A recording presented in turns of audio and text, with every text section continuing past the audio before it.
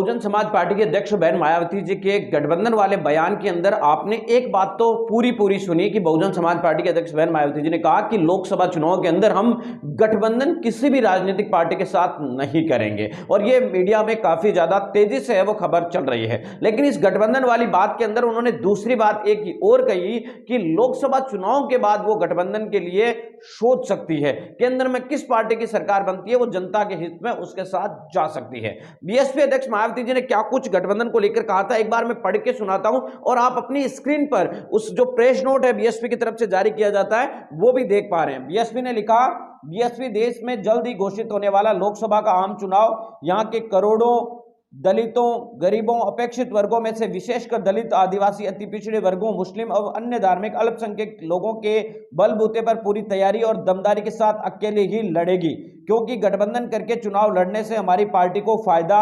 कम और नुकसान ज्यादा होता है। लेकिन अब किसी भी चुनाव के बाद हमारी पार्टी खासकर कमजोर और उपेक्षित वर्गों के हितों में केंद्र और राज्यों की सही बनी सरकारों में और उनकी जरूरत को ध्यान में रखकर अपनी उचित भागीदारी के आधार पर उनमें शामिल हो सकती है। ऐसे में अब पूर्व की तरह पार्टी बाहर से फ्री में समर्थन नहीं देने वाली, ताकि लोगों के हित में कुछ जरूरी कार्य होते रहे। यानी बीएसपी ने कहा कि बहुजन समाज पार्टी अगर लोकसभा में कुछ सीटें जीत जाती है तो बहुजन समाज पार्टी की तरफ से बाहर से समर्थन है वो नहीं दिया जाएगा, और गठबंधन के अंदर उस पार्टी की सरकार के अंदर शामिल होकर हम जो है सरकार बनाने की कोशिश में रहेंगे, ताकि जनता के और कुछ लोगों के काम है वो होते रहेंगे। बीएसपी अध्यक्ष मायावती जी ने कहा कि यानी कि गठबंधन वो लोकसभा चुनाव से पहले प्री पोल इलेक्शन नहीं करेगी, लेकिन चुनाव के बाद उनका गठबंधन है वो जारी रहेगा, और चुनाव के बाद वो किसी अगर उनकी सीटें आती है तो वो किसी भी राजनीतिक पार्टी के साथ शामिल हो सकती है। इस मामले में आपकी प्रतिक्रिया क्या है, कमेंट करके